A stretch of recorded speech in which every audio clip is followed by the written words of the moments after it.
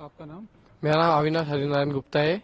मैं मुंबई से है और यहाँ पे मैं 3-4 दिन हो गए आके। कश्मीर बहुत अच्छी और बहुत प्यारी जगह है और सुबह सुबह यहाँ पे माइनस में डिग्री जाता है, बहुत बहुत ज्यादा ठंड है। तो जो भी आ रहे हैं यहाँ पे घूमने के लिए तो गर्म कपड़े अपने साथ लाए और सही बोले तो बहुत प्यारे लोग भी है यहाँ पे और बहुत प्यारी जगह है। आप अच्छा फील करोगे, यहाँ लाइफ में एक बार तो आना चाहिए। तो आपने टोपी वोपी लगाया? सर टोपी बहुत माइनस में जा रहे सर जी, यहाँ पे बहुत माइनस में जा रहे हैं, ठंडी बहुत ज्यादा है।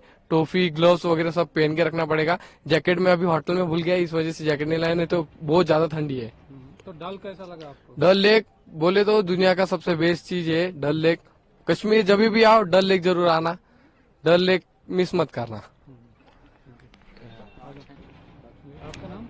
मेरा नाम साई मंथन है, मैं मुंबई से आया हूँ और हम पिछले 2-3 दिन से इधर आए हैं।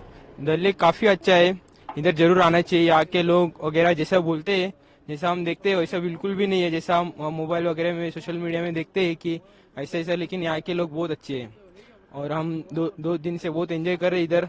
बस एक ही डिसअपॉइंटमेंट, यहाँ पर स्नो नहीं है।